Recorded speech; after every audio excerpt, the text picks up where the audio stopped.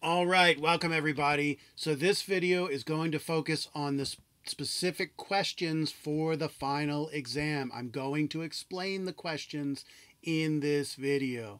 I'm going to also make a few references back to the directions. Things, number one, I want you to really focus on for the final.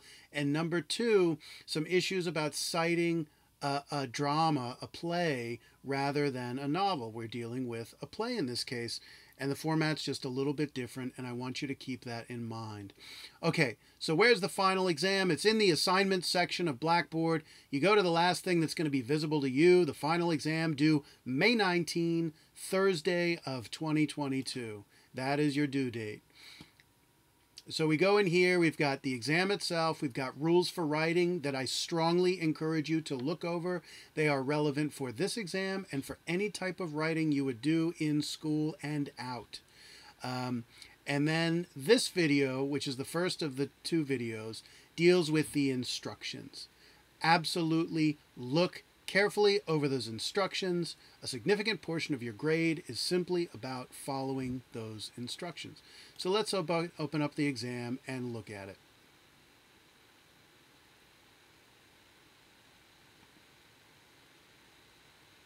Okay, so here it is. Get this junk off the screen. And it's due May 19. Word document, 12 font, 1.5 spaced. Remember, I am grading for substance and writing quality. The substance, the content of your answers, and your ability to articulate yourself in an orderly, logical, and grammatical fashion, the writing quality. And I specify exactly what I'm looking for. Here is substance, here is writing quality. Remember, in terms of substance, you're providing me, when you answer these questions, facts and interpretations. Simple, straightforward facts from the text and your articulation of what you think they mean. The facts of the text are the language of the text. So therefore, in order, when you make a claim, I ask a question, what is this? Why is this? What does this mean? And you say, I think it means X. You need to support your claims with evidence. The evidence comes from the text. The language, the specific language of the text. You must cite the text, either through a paraphrase or a verbatim quotation. Verbatim means word for word. With a play, the way you're going to cite, so here is one famous line from Othello, Iago saying, I am not what I am. And you see these, first of all, parenthetical notation. The quotation mark comes first, then the parenthetical notation, and then the period which completes the entire sentence. So parenthetical means it's in parentheses, or it's called an internal citation because it's within the body of the text rather than a foot or an endnote, right? So you've got three numbers separated by periods, right? Those three numbers are the act, the scene, and the line, something we'll talk about when we look at Othello. Okay, it's crucial that when you cite, that you only cite as much verbatim text as absolutely necessary and that you explain and interpret it if it's not entirely obvious. Crucial, plagiarism is forbidden. It's against academic code of conduct, which is in the student handbook. It will result in a failing grade, and it will also result in me sending a note to the department saying that a student has done this, and you may be eligible for other penalties as a result of plagiarism. Remember, Turnitin allows me to link to any document on the internet that's available, along with all previous exams that have been submitted by students of my class, and it compares text. And if there are a string of words that are identical, it's going to show me, right? In many cases, those strings of words are the questions that I've asked and things of that nature, but sometimes they're not. And if it turns out that you've plagiarized from a previous student of another semester, I'm going to submit their name as well because I can bring up their actual exam and compare the language because it does it all through its fancy algorithm. Okay, the questions. I've tried to keep it as simple as possible. The black part. Number one, remember there are two questions. You've got to answer both of them. Minimum of a page and a half, you shouldn't be going more than about 2.5 pages for an answer. And the goal there is that I'm sure more could always be said, but that you're able to compress and focus your answer down into the space I'm asking you to write within, that 1.5 to 2.5 pages. The basic question here is, what is Xenia? And in the itemized letters, what I'm really giving you is some guidance as to the things you need to talk about Xenia, right? That's all I'm really doing.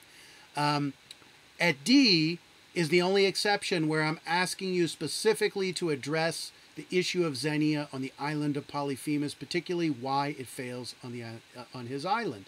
That was a reading response question. Okay, so first, explain the principles of Xenia, its function, and the types of things people do or exchange with one another when practicing it.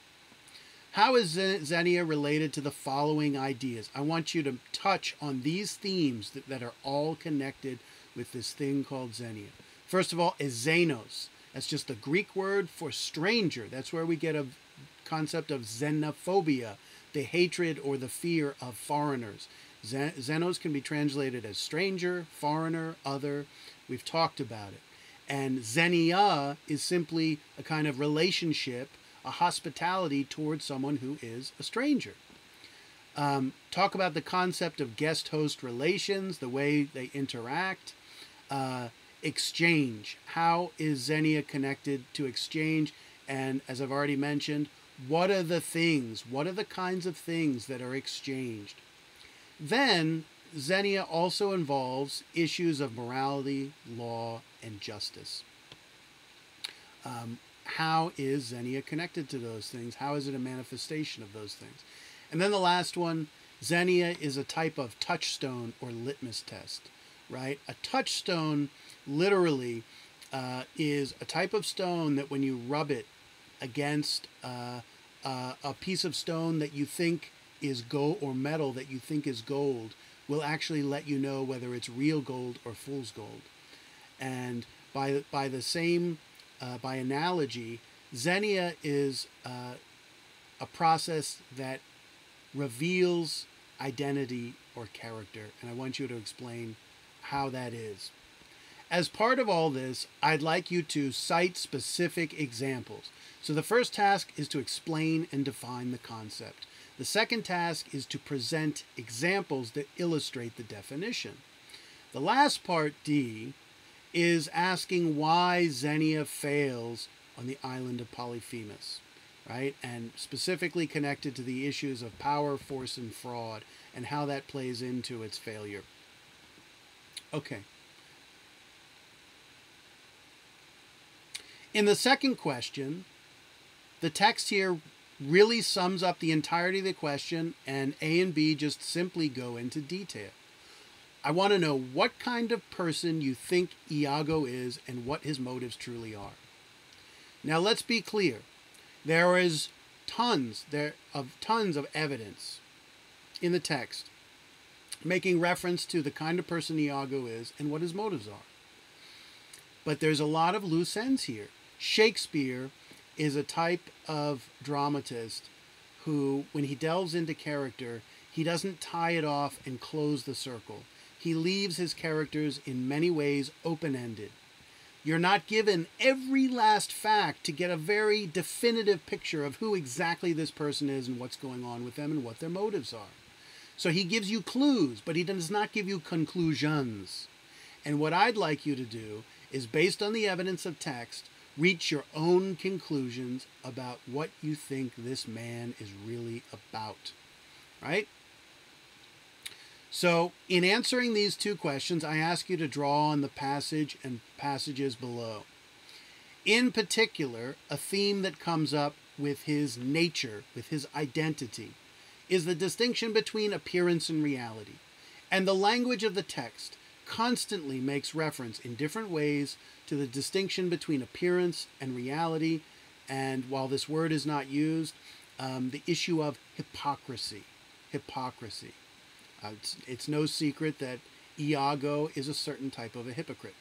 So at Act 1, Scene 1, line 60, he talks about himself. He is seeming so. He appears to be a certain way, distinction between appearance and reality. And he talks about how he's going to appear one way, but he's going to be, in reality, another. And I'm asking you to discuss this. Now, that seeming so is referenced in this larger quotation here. Now, I'm not asking you to analyze every last word and every last line of this text. All I'm asking you to do is to draw on it to provide an analysis of who this character is and how their identity relates to this issue of appearance and reality. In this passage, Iago gives his most autobiographical statement into himself, right? This is autobiography. He's talking about himself. He's explaining to the audience, really to the audience, who he really is. And of course, one of the problems is getting to know who he really is because of his deception. And I'll leave it at that. B becomes the second part of this question. His motives, right? He has a plot. He has a sinister plot to take down, and you might say, well, he'll take down a bunch of characters, primarily Othello. And I'm asking you simply what his true motives are for this plot. What makes this man tick? And in particular, this has a direct connection with what kind of person he is. I ask you in particular here, what parts of the soul may motivate him to do what he does, to execute this plot, right? And these are three parts of the soul that go back to ancient Greek thought and are utilized in Roman thought and are absolutely on display in Shakespeare as a student of classic Greek and Roman literature, and a very common trope or motif that a playwright would pick up on in this Elizabethan period. Is he motivated by reason, spirit, or appetite? These are things we will talk about in class. So there's really nothing else to this question after asking for the motives. Here I give you the specific sections in the text where Iago most explicitly discusses his personal motivations for doing what he does. What's fascinating about his motivations is that his explanation for why he's doing what he does not remain entirely the same, and he gives multiple explanations that seem at a certain point unnecessary, right? So here I've given you 4 different moments in the play that reference his explanation of his motives. And that becomes the basis of answering your question. And you need to refer to these passages explicitly. Not every last one of them, but they need to form, to whatever degree, the basis of your answer. This quotation comes from his very last explanation of his motives at the end of the play, which are utterly mysterious, and he doesn't simply state his motive. And this raises the whole specter of what his real motivation is. Othello, at this moment, at Act 5, Scene 2, line 300, he has asked Iago, "Why have you done this to me?" Right, as he's dying. And Iago responds, "Demand me nothing. You know what you know." Let's just fix that. You know what you know. And he says, "From this time forward, I never will speak a word." So he is not going to reveal his motives. He says to Othello, "You know what you know about the answer to my motives." And then the question becomes, what is that? And why won't Iago simply explain himself? What's the cause? What's the motive for that? And it obviously has something to do with his larger motivation, but it really calls into question everything he said up to this point. Remember, I'll leave you with this. Iago is a man of deceptive appearances. His deceptive appearances come in many forms.